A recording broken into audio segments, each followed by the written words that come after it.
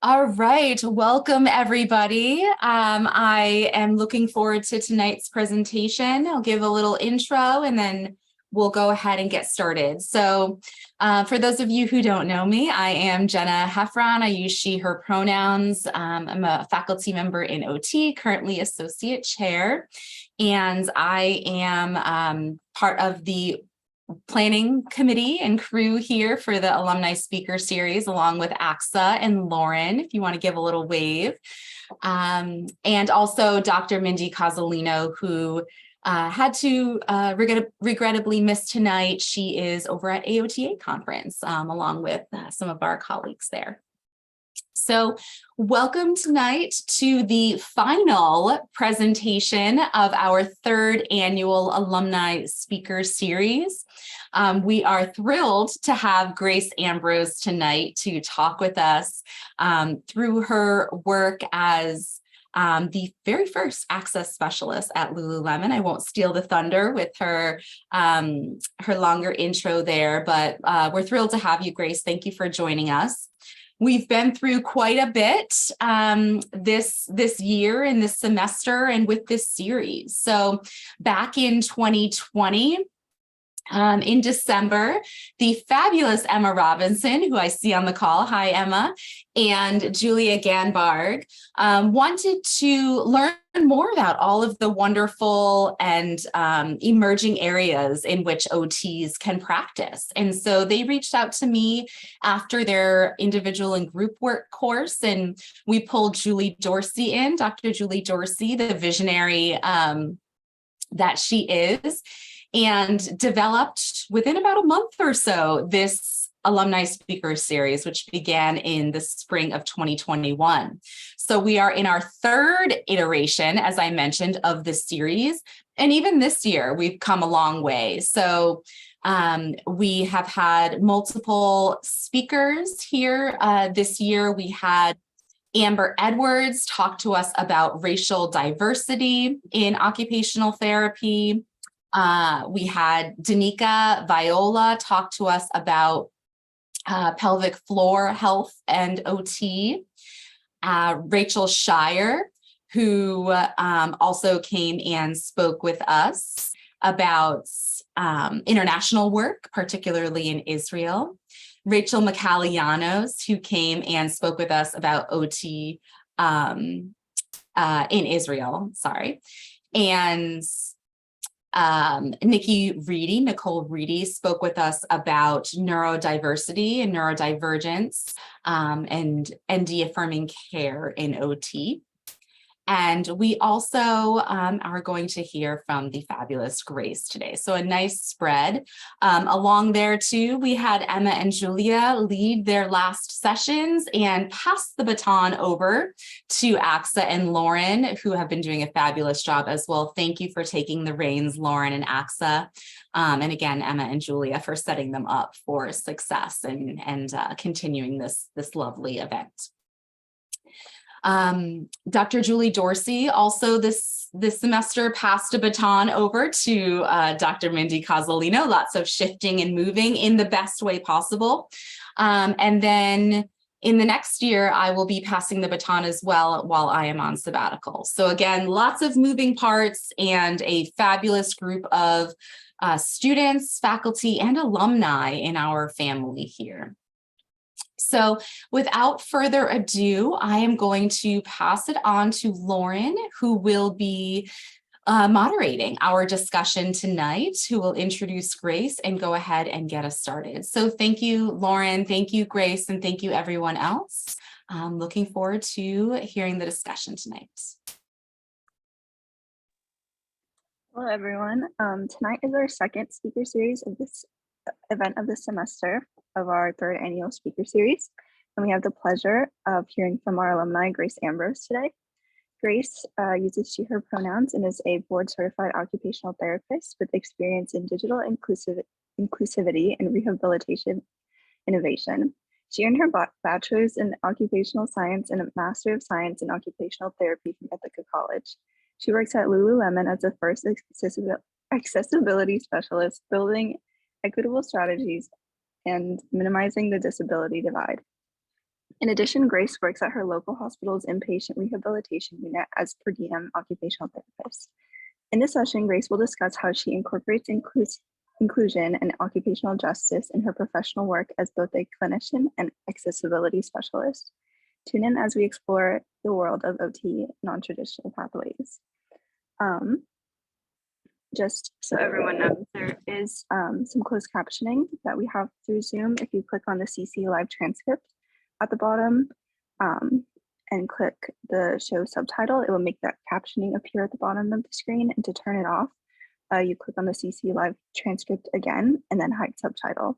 You can also click on view full transcript and it will make the live transcript appear on the side of the Zoom window.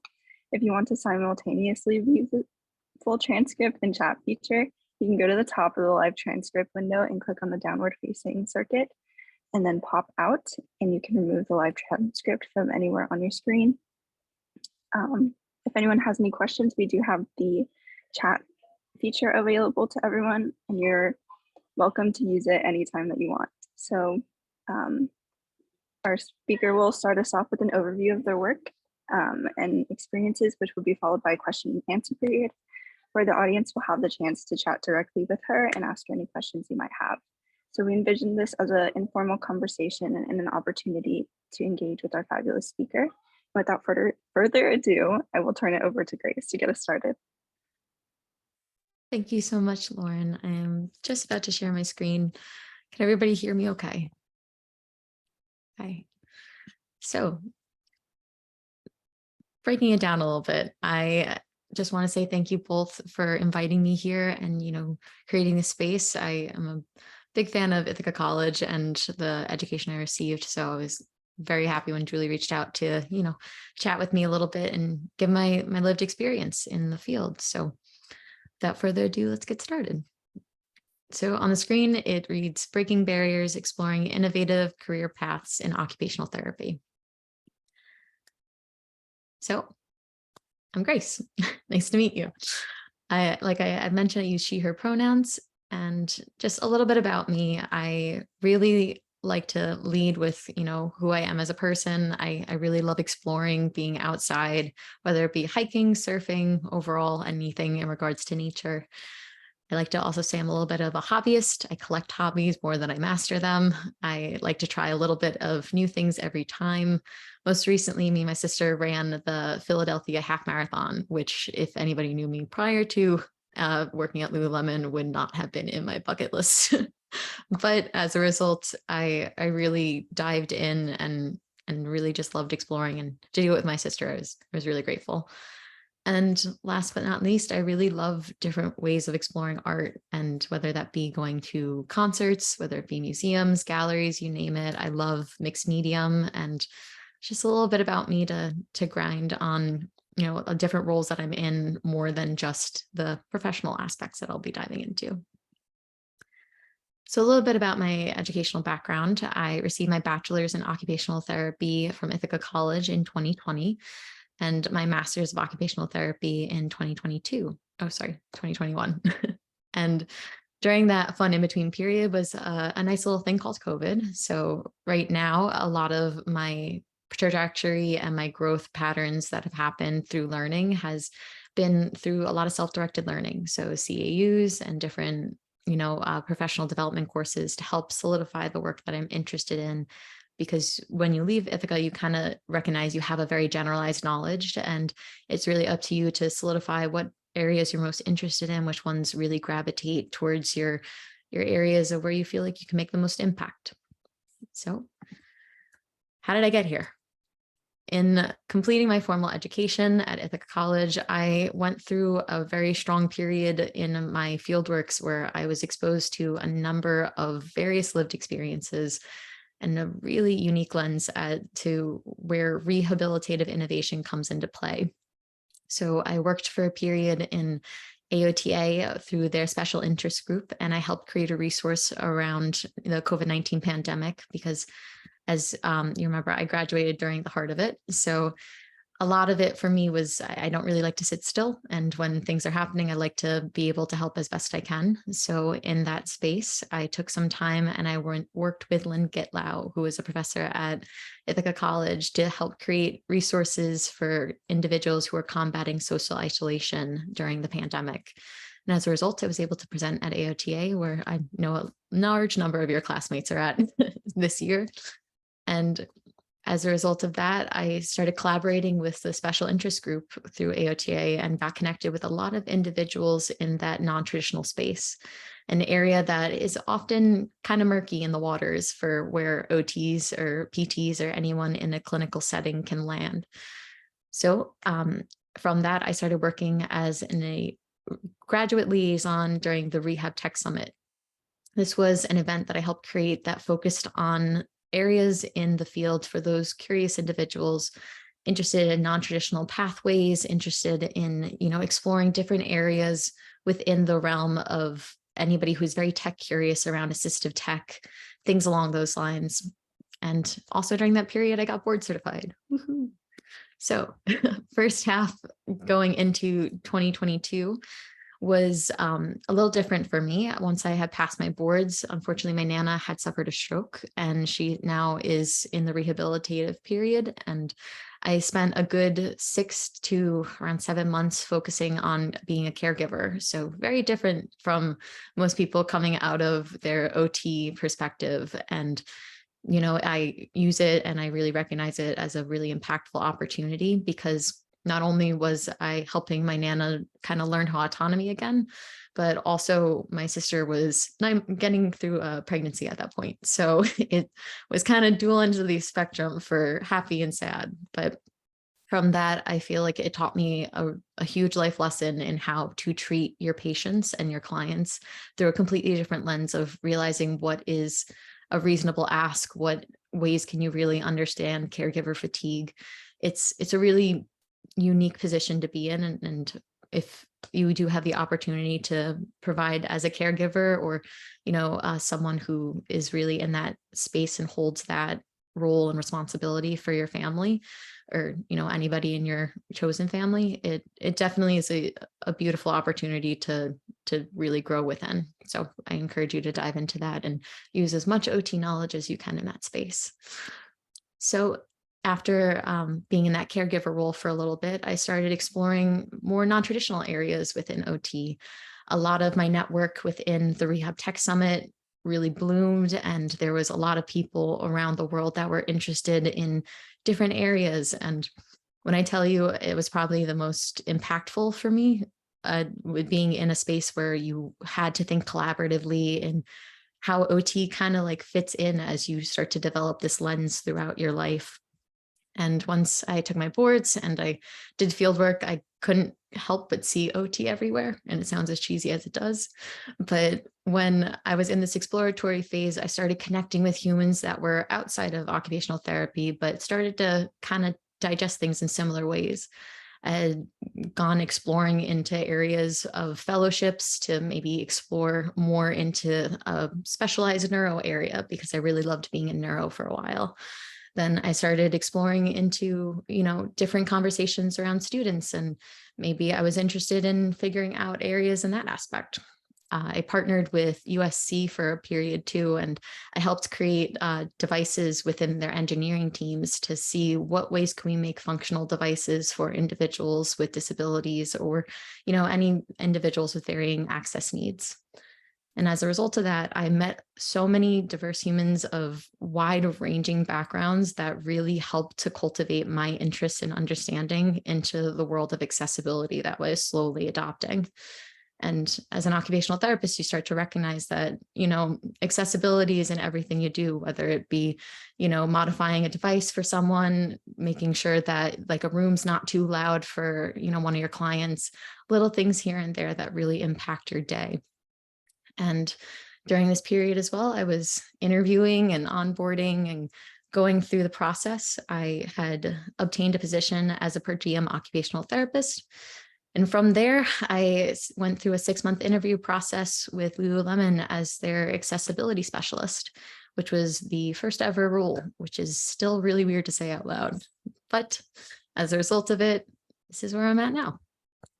So digesting some of the questions that your lovely moderators and hosts had sent over towards me, I tried to condense it as much as possible so we can kind of get a generalized scope. And if there's questions that do pop up through the chat or things that even acronyms that may sound like alphabet soup, please don't hesitate to reach out. I'm happy to clarify at any point. But I'll dive into the first one, which was describe a typical day in the life in your area of practice. So I kind of have that best of both worlds mentality where in a per diem sense, it's very much using your skills as quick as you can, really understanding time management, understanding the logistics that go behind reading a case file that you don't have a relationship with that patient, and building that sense of therapeutic relationship to really amplify your work and, you know, get as most out of that session as possible to really help that individual. And in that sense, it's a lot of that work translates into the way that I work day to day with my full-time role as an accessibility specialist. So I'm going to take a beat here and just kind of dive into the expectations of the role, because you and I both know accessibility is a very broad word. So when you think about accessibility, you may think of language accessibility, or you may think of physical accessibility, but there's really many categories in which accessibility lives, especially within the world of individuals with disabilities, as well as the world of individuals who may experience short-term disability or situational disabilities. An individual who's at a concert and you can't really hear your friend as closely is a different form of lack of access than someone who may need hearing devices or assistive tech to amplify that.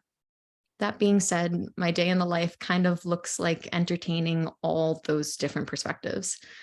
So I tend to diverge it into three real categories of understanding the virtual context and, you know, understanding digital platforms, digital spaces, whether it be interacting through Zoom, through websites, similar to how you have an individual who is a ADA specialist and how they'll assess environments and physical spaces. They need to make sure they're accessible. There's something similar that you need to have as an individual accessing technology on a virtual context. So if you have individuals who use assistive technology or may have different settings on their phone to help their access needs, you need someone to help make sure that they're not coming up against doorways that don't open, that these barriers are really accessible for them. So one section of my job is really looking at the digital context and making sure it's as accessible as possible through different web standards, such as the World Wide Web Consortium's WCAG standards. Again, alphabet soup, pause me if needed. But in that, my role is really to operate as a center of excellence within Lululemon. And I say excellence lately, but in that space, making sure that you're able to come to the table as prepared as possible, whether you be a visitor on our digital platforms, a guest in store, anyone who's really interacting with Lululemon from an external lens, as well as an internal. So anybody who may need accommodations or get familiar with the different legal legislations that may bubble up for them as they continue. So one column, the virtual context, if we so. Next one is into those physical environments. So talking about those ADA coordinators, I work a lot with store design and a lot with different cross-functional team members that help me create a device that is going to be accessible for as many people as possible. And a lot of that role looks like, you know, understanding blueprints and where certain features start to come into play, where they may look and seem functional, but unless you have someone in that space and advocating in the role of what is accessible, what is not accessible, you fall into a compliance category. And sometimes compliance equals comfort. And when you think about comfort, if you're making a splint or you are working with a patient, comfort isn't always the best thing. So you really want to make sure you're operating in a way where the physical spaces are accessible for your employees, for your guests who are visiting the stores, and also just the overall experiences that you're trying to encompass. So when it comes to that, there's a physical space. And third space, at a typical day, kind of falls around being in that advocacy and that education space. So a lot of individuals are very hesitant in addressing disability or using language that may be insulting without realizing, and educating and advocating for individuals with lived experience to really be that sage on the stage, someone who's going to be that advocate and who chooses that lifestyle of, being a disability advocate, trying to amplify the work and also enhancing the lack of knowledge that we can see. And it's kind of like Swiss cheese, where there's people who look at the whole thing, they're like, yeah, that's a whole thing, but there's still some gaps in knowledge where things fall through the cracks. So 3 buckets overall: digital environment, physical environment, and education environment. That is as best as I can describe the role from an accessibility standpoint, and it can get a little murky. But I'll start transitioning over to the next challenge, the next question, which is around what is the biggest challenge in your non-traditional area? And that would definitely be advocacy. I would say the biggest challenge around advocacy is more from an internal perspective. So you and I both know the impact of occupational therapy, how beneficial it is, how transferable the skills can come into play. But oftentimes, if you're not in a healthcare space, an occupational therapist sounds like someone who helps you find a job. It's not the clearest thing. So really being able to be clear and crisp in how your specific human-centered lens can really impact people in a way that is so interdisciplinary is something that I see as one of the biggest supports you can possibly have in your field as you develop whatever pathway you choose to go to. And really starting to understand that lack of understanding or that barrier to education as to what services that you can provide and offer really can be enhanced as a skill as you grow. Because, when you look at something and you see a world filled with different ways systems think and move and operate and how people can functionally engage with it, to me, it doesn't seem like a barrier. It seems like an opportunity. So at that point, you have a really great opportunity to advocate for your profession as well as the work that you do for various lived experiences, different populations, and also amplifying the work that needs to be done. That it may not be you to get the work done, but you can help at least build the foundation along to help in the long run. So in regards to how my time at IC prepared for this work, I'm sure you can hear in the way that I talk that there's a lot of theory behind my voice. So when I'd have to say being able to dive into understanding the different contexts and the different languages and lived experiences through the opportunities I was afforded at IC, whether it be to be in, in spaces that really digested barriers and really deconstructed the way people view accessibility, disability advocacy, like different roles, even through assistive technology. There's certain classes that really just like amplified my passion for driving this work and almost like a need to help be in that space. So when I was at IC, I really took advantage of the opportunities that were offered, whether they be extracurricular or, in the work of the classroom. And I think it's a really unique opportunity to be in the spaces that you guys all are, and to operate in a way that, you can take the impact of being a student and really advocating for yourself I really wouldn't be in the space unless I, reached out to Lynn during COVID and was like, hey, is there any work that I could do to help out, or are there any projects you're working on? I would really like to just like help make some type of impact during this. And from that it led to another connection and another person, and the list goes on and on. But from that, I would really say a couple of my biggest takeaways for you guys would be to, be open to connecting with people outside your experiences. We're very much in an OT specialized world right now, so it's hard to kind of zoom out from that and see how your work can be impactful aside from the areas that you're gravitating in. But be open-minded, whether it be like LinkedIn or, your alumni network. Feel free to reach out to people, and just people love to talk about themselves. So ask for like a 15-minute virtual cup of coffee, get away to just learn a little bit more. And it's hard when you're already in that stage where you're like, I have so many exams, I have so many projects, I cannot spend another minute thinking about like learning or diving into these other areas for professional development. But if I can give any advice, I would definitely say to really come from a learn it all perspective and stay as organized as you can. These two things I found, especially during that period of in between after graduating and looking for jobs, staying organized really kept me grounded into, who I was connecting with, how I could maintain those connections and still, keep my trajectory going forward.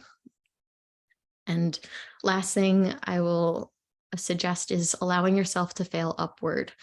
So I had a lot of opportunities that, were not always the most positive as a result of entering a very challenging job market.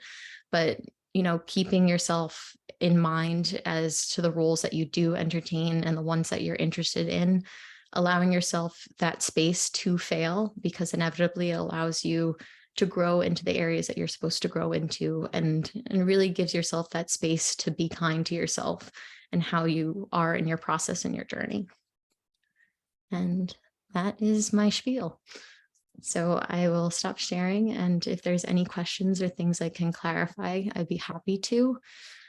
I'm going to also take a pause because I know I just spoke a lot at you. So if you guys need to take a breath, a piece like glass of water, stretch, feel free to do so. It's needed.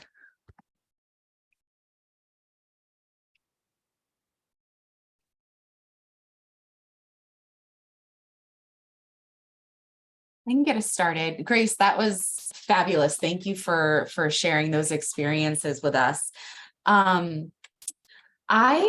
I would love to hear more about these kind of 3 pillars or buckets or categories of accessibility. And you talked about the digital environment, the physical, and the educational environment. Can you give us like a couple tidbits or examples of like what types of things are you seeing as barriers, or what types of things are you improving access on? Like, what are some examples? Yeah, happy to.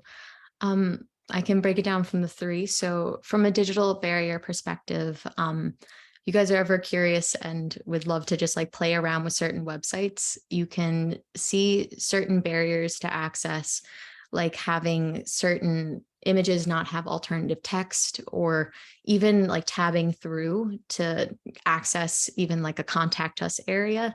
There's a lot of barriers that come up for different users of assistive technology, or anybody who comes into play of exploring the virtual context. Something even as simple as an accessibility statement is required by law, but not many companies have. So something I'm in the work of right now is really creating a statement to show the maturity of where our accessibility journey is. And a lot of that looks like, gathering the right humans, making sure that the tech teams and the digital spaces are aware of these guiding principles and standards. And that's where that education piece kind of like falls into that space as well. But from that digital context, something as simple of having like a guest promise, or like a disclosure of where a website is currently at with their accessibility, is super impactful for individuals that may not have screen readers that are compatible to the software that they use. So when you are in that digital space, you can really dive into the work and make sure that you're advocating as best as possible while also connecting with the population you're trying to reach through a statement, through recognizing these little areas of barriers, whether it be color contrast or even things along the lines of, like cognitive overload and how an image or a text can read. Things like that, where kind of putting on your OT lens comes into play, because you're able to remove the, just the logistics and kind of zoom out a bit and see, someone with low vision may have difficulty understanding this. Someone with ranging cognitive levels may find this too taxing or overwhelming. And just taking that second to zoom out and be in that human-centered space really helps inform the work that you do produce, because then it's quality over quantity. So that I would say would be digital. In the physical spaces, it can look like anything from store design to product design. So things along the lines of adapting fashion to make sure that it's accessible for individuals of various lived experiences. Even like creating guides that would be something along the lines of, I'm an individual in a wheelchair. What type of pants would be most comfortable for me? Things where you think about, my OT brain kicks in. I'm like, okay, pressure sores. You don't want pockets on the back of your pants, because that, if for someone who's seated for a long period of time, one pocket on the back of your pant can cause a sore that you don't realize. Or things like creating the space between the front of the waistband to the length of the crotch, things like that. It adds that barrier of like, it can be a little tight and it can cause actual like marks. And you've seen it as therapists, if when you're in the fields, that certain pants are just a pain to do when you're doing ADLs in the morning. And your clients will tell you that first and foremost, that any type of tight legged pants is like the last thing they want to put on, because if you have swelling, if you have edema, things like that, where it creates that barrier to access. So informing, lived experiences, and even partnering with like the right companies that specifically focus on access to individuals with disabilities or various lived experiences, connecting them to make sure that at the end of the day, the products that you are designing and specifically aiming to reach these audiences, that there is individuals that have lived experiences that are in the user testing components. So it doesn't become that lack of access. Or a big thing within the disability population is also nothing about us without us. So when you're creating products for people, and not including them in the conversations or the brainstorming sessions ahead of time, it adds that huge barrier.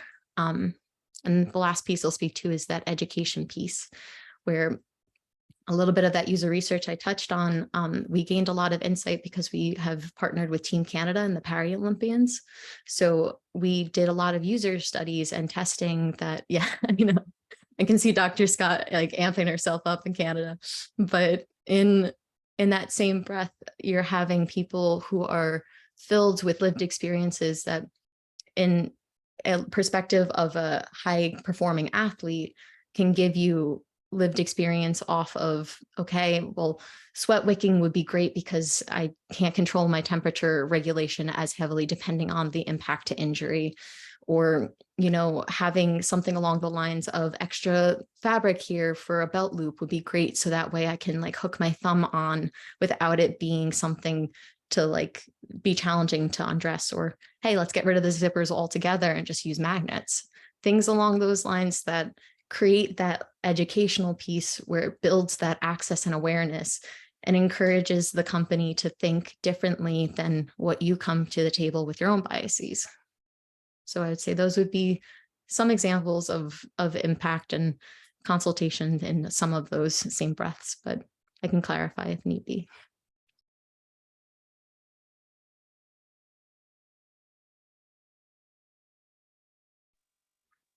There were a couple of questions in the chat box. If you wanted me to read those out to you. Sure, I can. Let me just pull the chat box up. Thank you for saying that.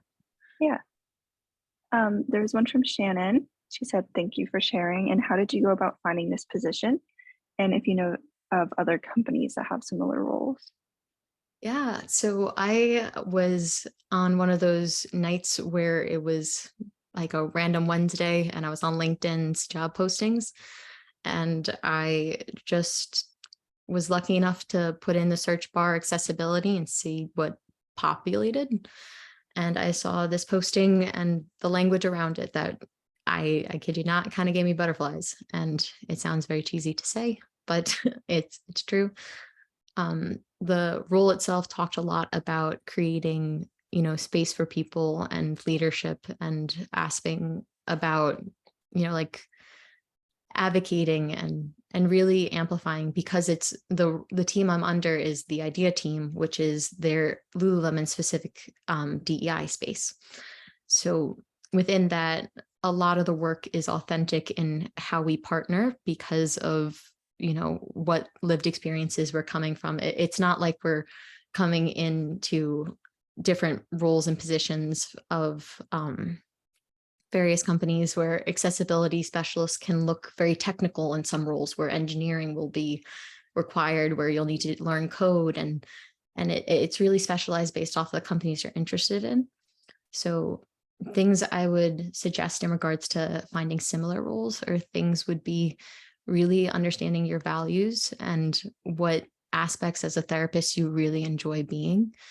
And whether, for me, that was really that inclusion piece. So when I was looking for jobs, I included inclusion in the search engine, and that ended up pulling up those companies that started to prioritize it more and more. And sometimes it's honestly just like right place, right time for the job applications.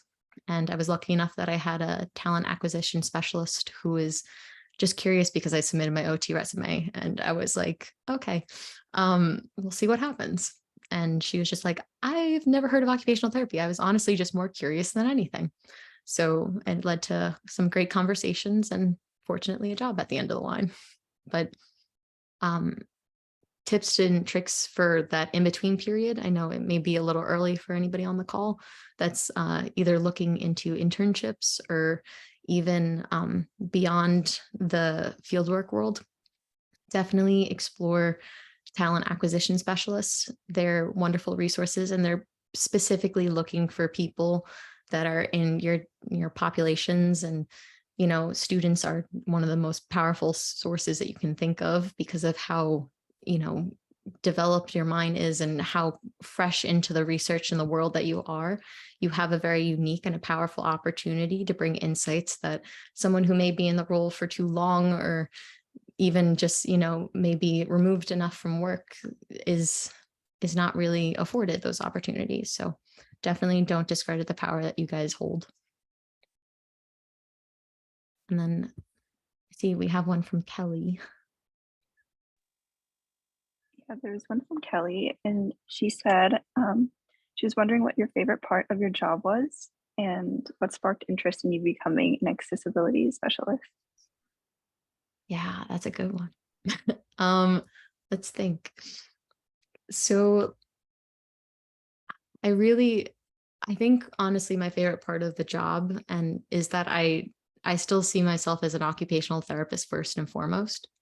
So for me, it's like translating in my head a lot of the role responsibilities where people are like, we need to gather data or we need to gather insights. So I'm like, needs assessment. Or I'll be like, oh, we need to, figure out a little bit more about the space that we're in. And for me, the thing that really sparks the most joy and the most interest in the role is that it's really a person-centered role and focused on trying to make a space and empower individuals to feel seen in that way. And not many people can say that they show up to work every day with a smile on their face, but I'm very lucky to say that I am. And I really love that my job is so collaborative, that we bring in lived experiences, we bring in experts in the field, and we try to come from a very genuine place and a very holistic lens. So that in itself is huge. And I will be the first to say it's not the same at every company. And it is something that I think I'm able to inform and help as much as I can because of the team that I'm on. So if there is things that you're looking for, and I would definitely suggest work-life culture, because people will advertise, oh, we practice what we preach. Like, we really think like occupational balance is like a big thing. You'll be lucky if they say occupational balance, but in that respect, knowing for me that was a priority to find that life work balance between things, especially with, being a caregiver for my grandma and taking care of, little nephew that's around running somewhere, I'm pretty sure. In that respect, I wanted to have that balance of being able to be present in both aspects of my world. But, and then I see we have another one. Yes, it's a fully remote position, which is very nice.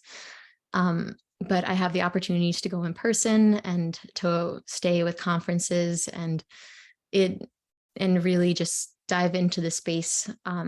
For the per diem role, I am in person. That's kind of hard not to be unless you work in a digital context in that aspect.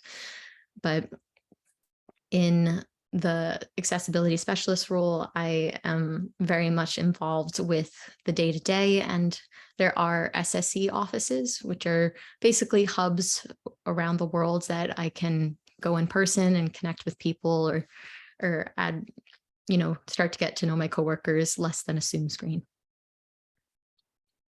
Oh, I see we have another question. Hey, Dr. Scott. Hi, Grace. Oh my gosh, I am so excited. I was thinking I was going to miss this tonight. I was like, I cannot miss Grace. I just have to tell you first, and I don't think you can tell, I am just beaming, like this ray of light is beaming out of me as I'm listening to you speak, and just so unbelievably proud of you and the work that you do.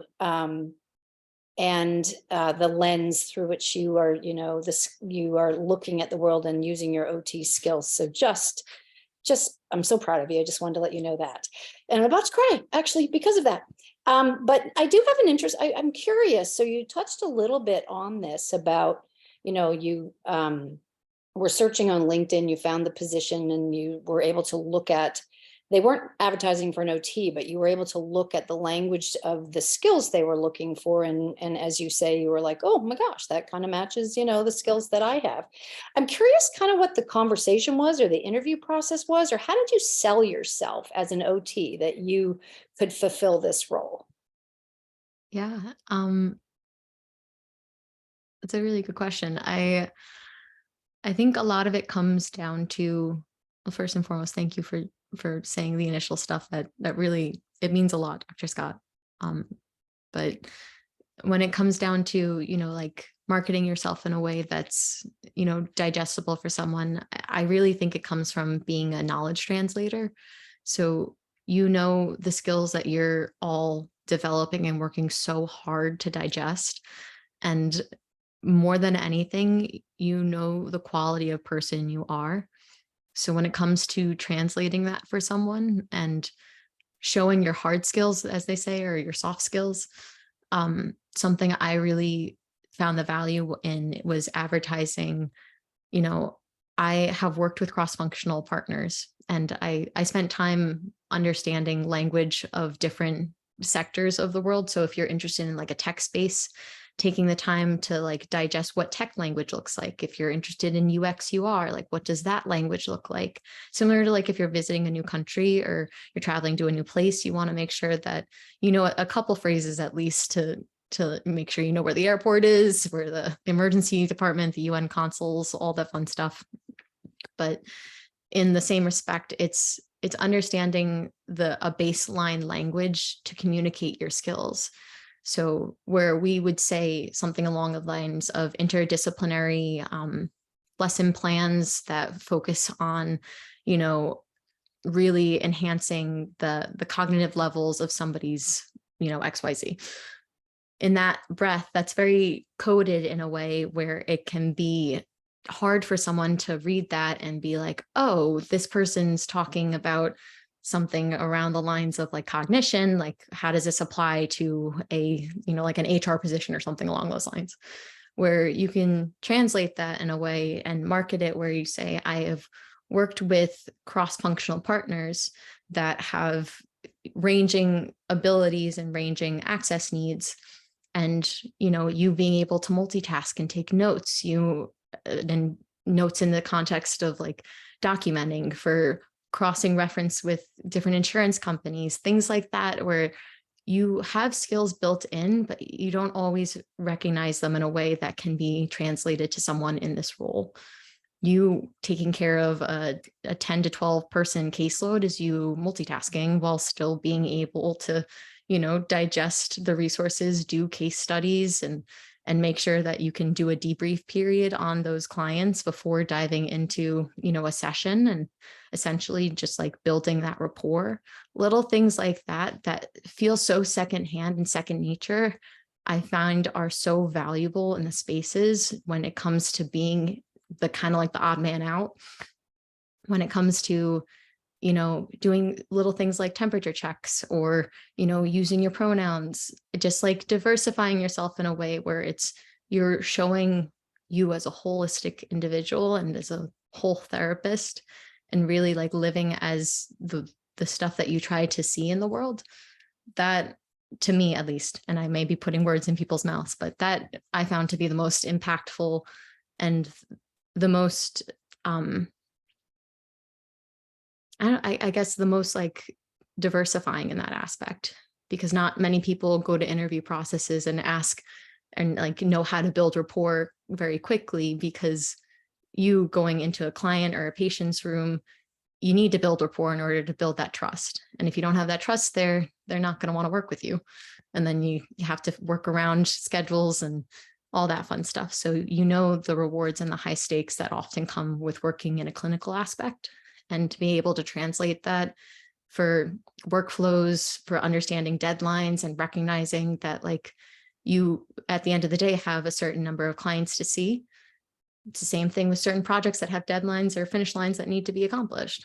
So understanding where your transferable skills can really be impactful, I definitely found to be one of the biggest barriers, but also the biggest assets.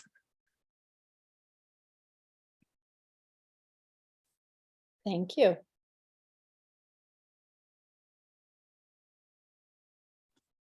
Hi, Grace. I have a question.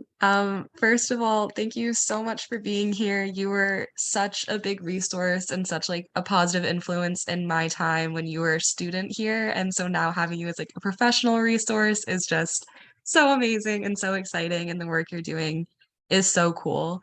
And so my question is sort of going off of that last point is just like, where did you get, sorry if it's like a little vulnerable, but just like, where did you get the confidence to be able to market yourself that way and know that like, yeah, my ability to manage 10 clients a day makes me awesome at time management. Like, where did you get that confidence to be able to market yourself and know that your skills are valuable, especially like you said, graduating in such a hard job market and being like a newer grad and being younger and all that kind of stuff?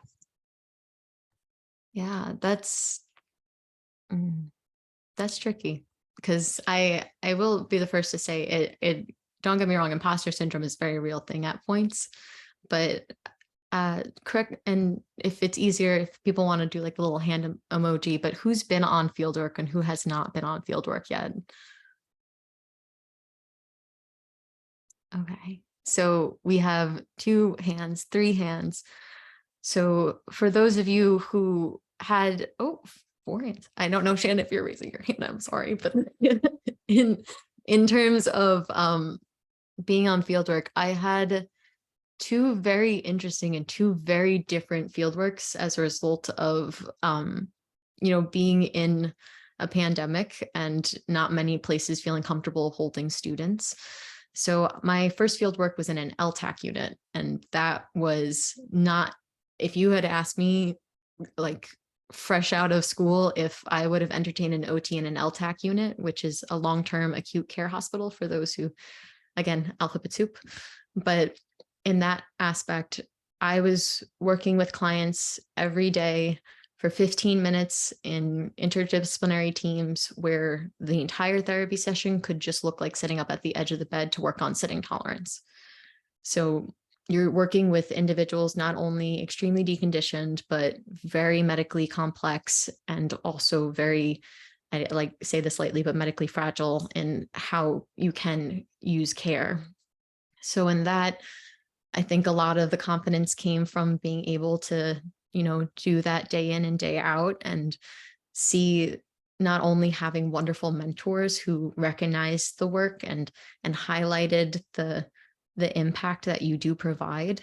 There's that sense of like nurturing in that aspect, because coming fresh out of school and going gowned in, gowned up, full PPE, it's definitely a scary thing. And my second field work I was in was another intense field work, but it was a neuro unit at one of the more intense inpatient hospitals that was in a direct city. So in that space, it was high demand on caseload, and working with a neuro population, you have to have a really strong presence for some of the inappropriate affects or, the inappropriate language that often happens with traumatic brain injuries. So it's like, sometimes if you feel like you don't have it, you have to fake it till you make it. And it starts to just become habitual in that sense where you recognize the hard work that you've done and the quality of therapist that you are.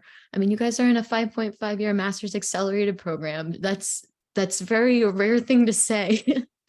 And to be able to do that and do it well, and to know that the work that you're doing is impactful. Sometimes it's really just like taking a second to like zoom out and recognize how awesome you guys are. It takes a lot. If you need a cheerleader, I'll be the first person.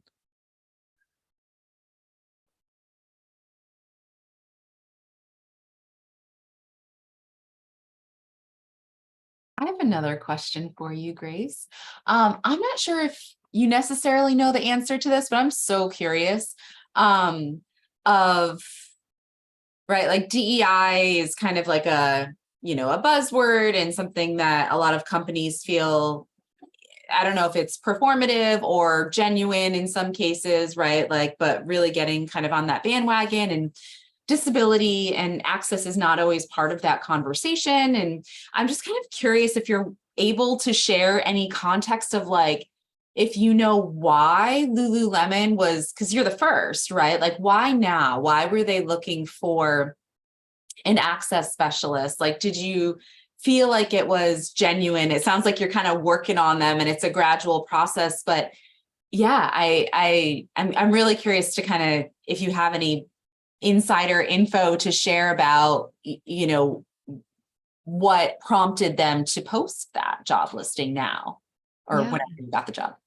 So with DEI, with Lululemon in particular, it was in response to the murder of George Floyd. So in 2020, it was a big push for a lot of companies to start recognizing disability, inclusion, and access as a priority. And with the DEI work in that equity space, there were a lot of pushes around individuals from a diversity lens. But a lot of the conversations around inclusion started to populate. And I think, with Lululemon, and I'm very biased in this sense, but I think they're one of the few companies that are really taking a hard look at themselves and saying, okay, what's working, what's not working? What areas of access do we know and what don't we know? It's that kind of expression of like, you don't know what you don't know until someone presents it to you. So whether it be, individuals raising concerns from guests, guests are like customers, if I've been using that for random parts, but if someone's raising a complaint as of, we are unable to access your storefronts, or the most I can get into like some of your inclusive sizing, things like that, they're not accessible to me. Your dressing rooms may be too small, or like it would be really helpful to even have like a mat or like a grab bar in there that would be more to my height level, things like that. I think a lot of the times with companies, there's also that legal push. So within the digital space, they have I believe it was 2021, that they came out with a lot of litigation around web accessibility principles and a lot of lawsuits around, access to websites. And when it comes to specifically, because my region is North America, it's US based, is kind of like US is leading in a lot of these conversations around what does digital accessibility look like. So when you have US legislation really pushing for standardization of websites and making sure they're accessible, because it's kind of the same way you think about public spaces. It's a public space, it's just virtual. So if you have someone who's unable to get to your storefront, naturally the next best thing is to get onto a mobile app or a device that can access your website. And if your websites are inaccessible, then you're creating more and more barriers and isolating more people. And I believe I want to say 1 in 6 people in the world are individuals with disability, and it's the only minority group you can join at literally any point in your life. So you can have a temporary disability, situational, environmental, you name it. It can be from congenital all the way through older age. And it's something that for me, I think the impact has come from having the conversations and really being intentional in the work. And coming from a healthcare lens, it helps inform it because I see the ranging ability levels almost every day. So when it comes to advertising and emphasizing the impact of, you have, if you think about the math of it, you have 1 out of 6 people in the world with a disability. How many people are friends and family members? Then that broadens that number to around, I think it's like 2.13. And then if you broaden that even further out, think about how many people have disposable income to then invest or to take. I think it's around, like, the statistic, I think is like around $8 trillion of disposable income that is untapped market. And if somebody has a bad experience in your stores, or somebody has a negative experience in regards to your brand, you don't want to invest in that. I know, like, if I have a negative experience, or my sister does, we're not investing in, each other's bad experiences. Why would you want to advertise that? So a lot of it comes as like genuine connection and trying to be as intentional in the work as possible. Thank you so much. No problem.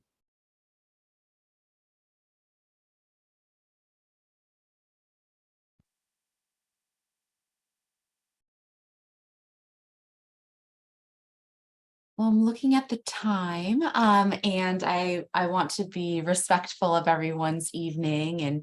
And Shannon, are you at conference also? Are you zooming in from conference? No, I leave tomorrow morning. Okay.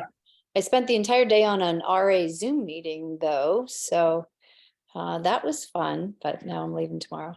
I was going to ask you if Gracie came with you. But yeah, can you see her? She's right here. Yes, trying to get my attention.